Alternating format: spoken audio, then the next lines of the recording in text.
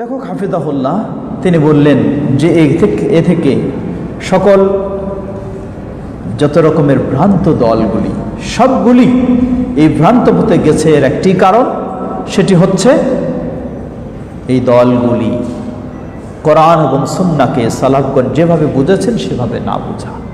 এক্ষেত্রে আমরা একটি হাদিস উল্লেখ করে তারপর কিছু বলার চেষ্টা করব। আল্লাহ রাসূল সাল্লাল্লাহু আলাইহি ওয়াসাল্লাম তিনি স্পষ্ট বলেছেন, সাতাফতারিকু উম্মতি ইলা 73 ফিরকা কুল্লুহা ফিন্নার ইল্লা ওয়াহিদা। ক্বালু ইয়া রাসূলুল্লাহ সাল্লাল্লাহু আলাইহি ওয়াসাল্লাম ওয়া মান হিয়া? ক্বালা মা আনা আলাইহি ওয়া আসহাবি। নবী সাল্লাল্লাহু আলাইহি ওয়াসাল্লাম বললেন, আমার উম্মত 73 দলে বিভক্ত হবে, সবগুলি জাহান্নামে যাবে একটি ব্যতীত। সাহাবায়ে কেরাম জিজ্ঞাসা করলেন, যা ব্যতীত তারা কারা? নবী সাল্লাল্লাহু আলাইহি ওয়াসাল্লাম বললেন, হিয়া মা আনা আলাইহি ওয়া আসহাবি, এরা হলো তারাই আমি এবং আমার সাহাবীগণ যেই পথের উপর, যেই চিন্তার উপর, যে আকীদার উপর, যে আদর্শের উপর, যেই বুঝের উপর প্রতিষ্ঠিত, সেই বুঝের উপর যারা প্রতিষ্ঠিত থাকবে তারাই হবে সেই মুক্তিপ্রাপ্ত দল। সুপ্রিয় দর্শক শ্রোতা, এই 1400 বছর পরে বা আরও পরে বা যখনই হোক না কেন, কেউ যদি বড় মুজাদ্দিদ হয়ে দাবি করে থাকে কিছু, আর নবী সাল্লাল্লাহু আলাইহি ওয়াসাল্লাম ও সাহাবায়ে কেরাম সেই অনুযায়ী যদি কোরআন এবং সুন্নাহকে আঁকড়ে না ধরে, কোরআন এবং সুন্নাহকে না বুঝে, তাহলে আপনাকে নিশ্চিত হতে হবে এটি কখনো হেদায়েতের পথ নয়, এটি হলো ভ্রান্ত পথ। যেই ভ্রান্ত পথে চলেছে খাওয়ারিজ, চলেছে মুতাজিলা, চলেছে মুরজিয়া, চলেছে কাদেরিয়া, চলেছে জাহমিয়া এবং আরও যত সব রয়েছে সকলেই। সুপ্রিয় দর্শক শ্রোতা, এখানে একটি বিষয় আমরা একটু স্মরণ করে দিতে চাই।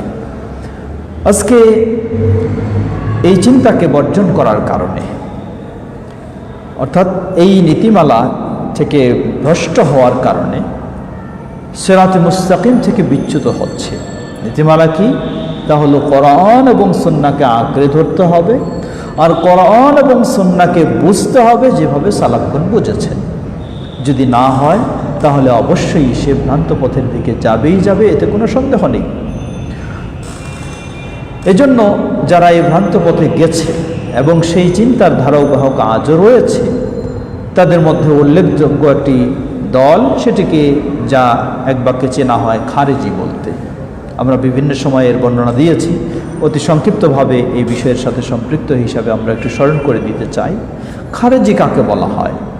খারেজি হচ্ছে আল খুরুজ শব্দ থেকে এসেছে, অর্থ হলো যে বের হয়ে গেছে।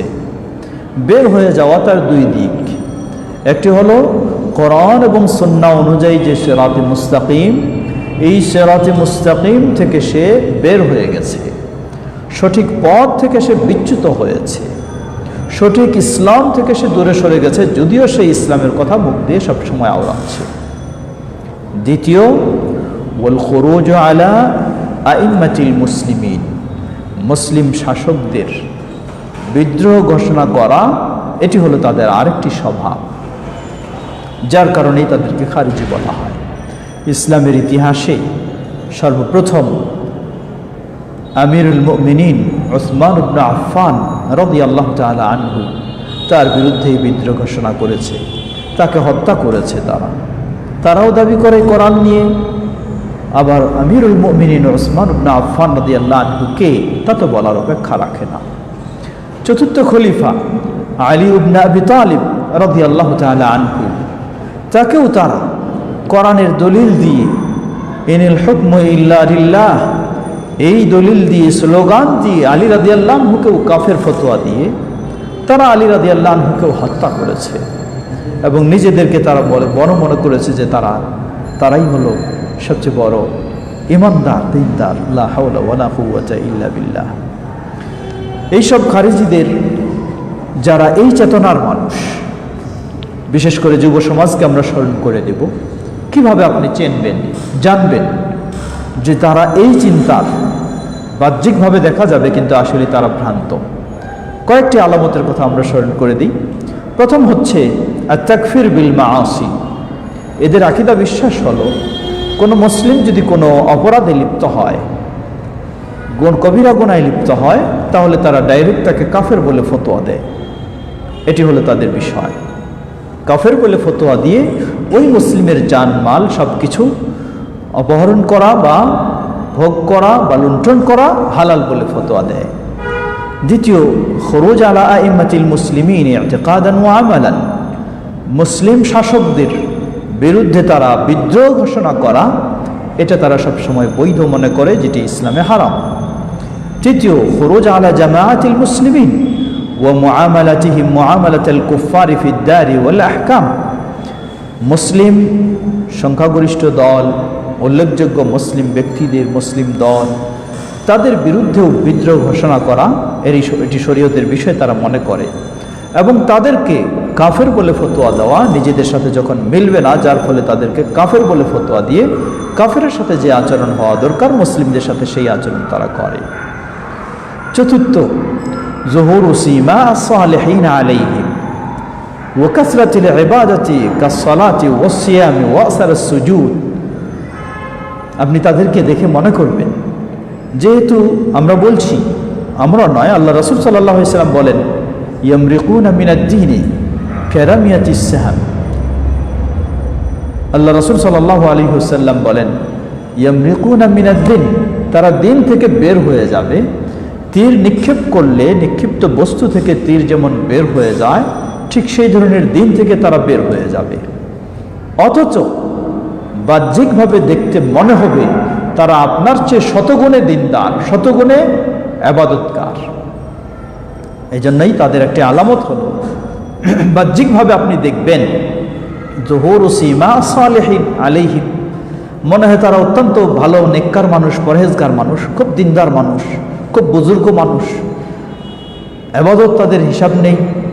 আল্লাহ রাসূল সাল্লাল্লাহু আলাইহি ওয়াসাল্লাম বলেন তাহকিরুনা সালাতাকুম ইনদা সালাতিহিম, তোমরা তোমাদের সালাতকে তাদের সালাতের সাথে যখন মেলাবে, মনে করবে যে তাদের সালাত কত গুরুত্ব দিয়ে আর আমাদের সালাত কত দুর্বল। তোমাদের সিয়াম তাদের সাথে মিলালে বলবে তাদের সিয়াম কত গুরুত্ব আর আমাদের সিয়াম কীরকম। তাদের কপালে দেখবেন সেজদার চিহ্ন, মনে হবে যেন কত বুজুর্গ, কত দিনদার। আল্লাহু আকবার। কিন্তু নবী সাল্লাল্লাহু আলাইহি ওয়াসাল্লাম বলেন ইয়াকরাউনাল কুরআনা লা ইউজাউযু হানাজিরাহুম, তারা কোরআন পড়বে, মুখে মুখে কথায় কথায় শুধু কোরআন শোনাবে আপনাকে, কিন্তু বাস্তবে এই বিষয়গুলি তাদের, এই ঈমানের বিষয়গুলি তাদের এই কণ্ঠনালীর ভিতরে প্রবেশ করবে না। লা হাওলা ওয়ালা কুওয়াতা ইল্লা বিল্লাহ। তাদের আরো বিষয়ের মধ্যে হলো যুফুল ফিকহ ফিদ-দীন ওয়া কিল্লাতি আল হাসিলা মিনাল ইলম আশ-শারঈ, শরীয়তের গভীর জ্ঞান তাদের মাঝে নেই।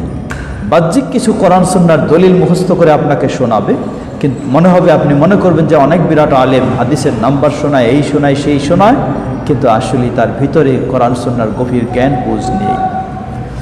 আল খালালু ফি মানহাজিল ইস্তিদলাল হাইথু আখাযু বিআয়াতিল ওয়াঈদ ওয়া তারাকু আয়াতিল ওয়া'দ ওয়াস্তাদাল্লু বিল আয়াতিল ওয়ারিদা ফিল কুফফার ওয়া জাআলুহা ফিল মুখালিফিনা লাহুম মিনাল মুসলিমিন।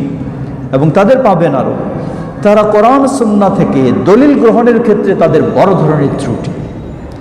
একদিকে তারা হয় যেগুলি সুসংবাদের আয়াত এসেছে শুধু সেগুলি গ্রহণ করবে, শাস্তির আয়াতকে বাদ দেবে, অথবা শুধু শাস্তির আয়াতগুলিকেই হাইলাইট করে গ্রহণ করবে, সুসংবাদের আয়াতগুলি, ছাড়ের আয়াতগুলি, ক্ষমার আয়াতগুলিকে গ্রহণ করবে না। এই জন্যই আব্দুল্লাহ ইবনে ওমর রাদিয়াল্লাহু আনহু তাদের বিষয়ে বললেন ইনতালাকু ইলা আয়াতিন নাযালাত ফিল কুফফার জাআলুহা আলাল মুমিনিন, সহিহুল বুখারীর হাদিস।